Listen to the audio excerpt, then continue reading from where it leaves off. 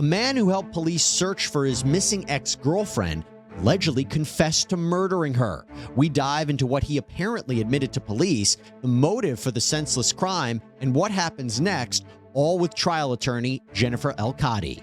Welcome to Sidebar, presented by Law&Crime. I'm Jesse Weber. Police in Houston, Texas say a 19-year-old man joined the search for his missing 21-year-old ex-girlfriend. But when they found her body, he admitted he killed her. Yeah, Ariel Cruz is charged with murder in the death of Idiana Campos. On Tuesday, she didn't show up for school and her family got worried, so they tracked her phone. They ended up finding her car, but as far as they could tell, she wasn't in it. So they filed a missing persons report. Later that day, a family member came back, broke into the car, hopping the trunk, and that is where they found her body. Police say Cruz was there at the scene for much of the day, consoling family members and so forth, but police ended up interviewing him, and that is when he allegedly confessed to killing Idiana because she broke up with him in the past. He was booked into jail in Houston around 2:30 in the morning on Wednesday.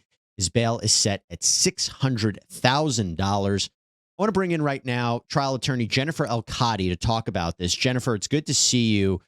For people who don't know, you specialize in these kinds of sex crimes related cases. And when we talk about relationships that end in such a brutal fashion, assuming this is true, so assuming that Cruz did this, and if he did it for the reason that he allegedly claims because she had broken up with him in the past, being experienced in this area, what are your thoughts? It's really going to depend on the surrounding circumstances with respect to if it was truthfully in the past that they broke up and he, as a revenge later on, decided to murder her.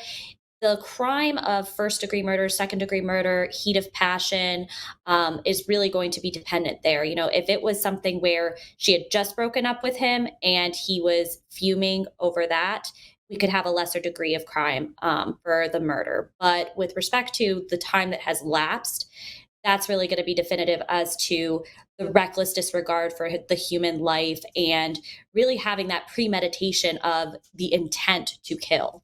That is such the lawyer answer, and I love that you gave it. From a human perspective, though, this isn't foreign, right? The idea that scorned lovers would come back and ultimately kill those that they were in, relationships with. The fact that someone broke up with somebody, you've seen that as a motive before.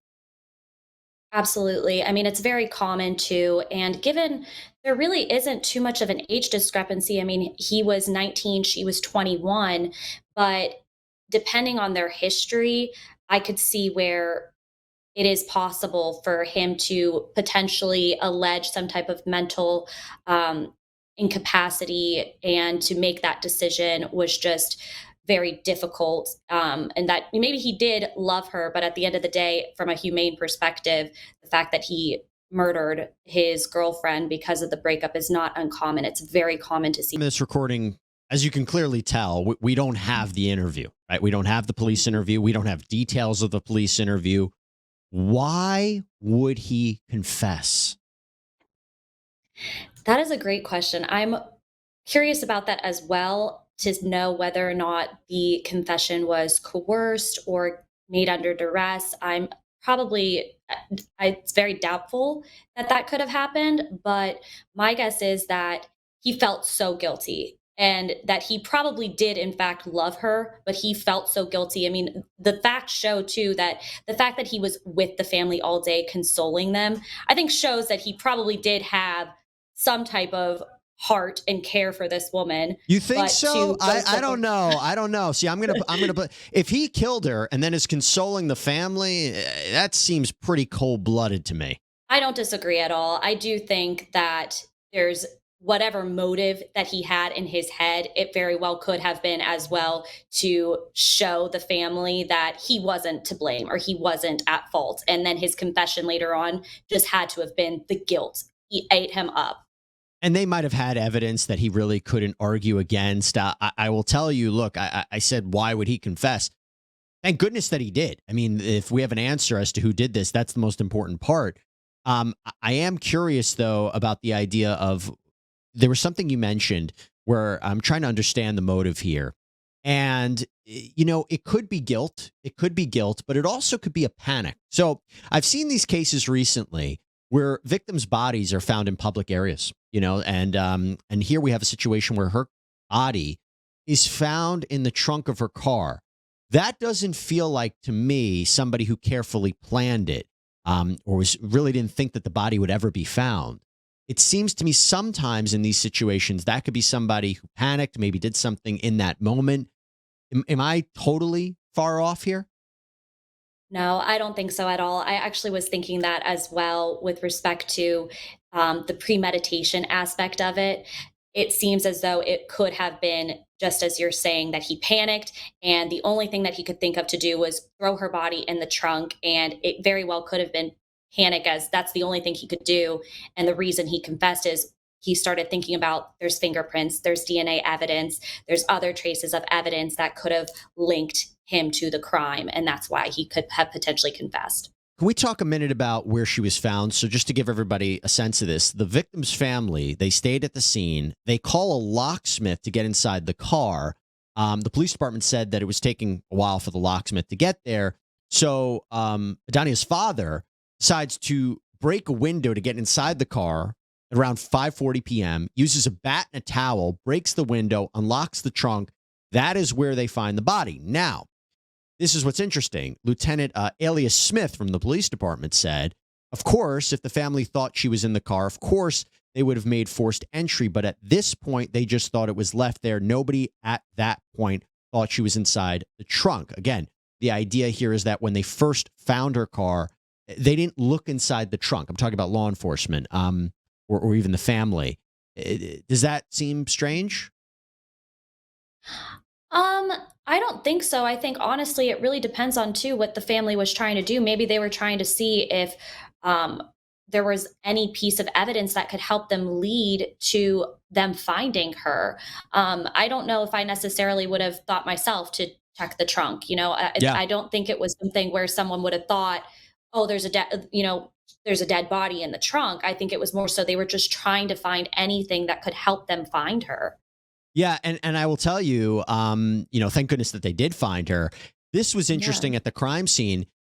Investigators, they believe that she was shot to death, but there were no shell casings at the scene. Investigators are saying, is it possible that she was killed somewhere else and then put in the trunk? What do you think? I could see that. I definitely could see that. I think also too, I mean, he could have had her in his car and then realized, okay, well, I can't have, like you had mentioned, he panicked and was like, okay, let me put her in her trunk. Maybe it'll look less suspicious. I don't know what the logic would have been, but I could see that being a thing as well. Wh- Where does this case go? Because if he confessed, I imagine he's going to plead guilty unless, like you said, there was something irregular about the interrogation or what police did. We haven't really seen that been totally successful. I mean, you tell me. I mean, if he confessed, I guess it depends what he said, but would you expect a plea here? I would expect a plea. Potentially, I think maybe defense attorneys will argue for a lesser plea, maybe that it wasn't premeditation, that it wasn't reckless disregard for human life. They might try and get a lesser crime charge for him, but it's a little bit difficult to say without knowing all the evidence right now. But I could see them trying to get just a plea deal. It's sad to think about, but I mean, I'm trying to make sense of this, and they're so young. Does the age factor into this at all? I could see that, yes, because I mean, from just my experience with what I've seen with survivors of human trafficking and their traffickers are young, and the victims are young as well. And you do see that the younger you are, obviously, you haven't grown, you haven't fully developed to know and understand a good bit of life. But with respect to a human life, you know morally whether or not killing somebody is inhumane. And so that's the difficulty as well, is that even though they were 19 and 21, being 19 and committing a murder is just morally inhumane. And therefore, I don't necessarily know, unless there's some type of mental defense, I don't really see an age being a factor here. Unless, of course, there were some circumstances around the killing, like you said, that would downgrade it. So he could have killed her, but it might not necessarily be murder. But, look, it's still too early to say. Obviously, there's going to be a further investigation into this case to figure out what happened. Jennifer El-Kadi, thank you so much for taking the time to talk about this, and always love seeing you. Thanks so much. Good seeing you too, Jesse. All right, everybody, that is all we have for you right now here on Sidebar. Thank you so much for joining us. Please subscribe on Apple Podcasts, Spotify, YouTube, wherever you get your podcasts. I'm Jesse Weber. Speak to you next time.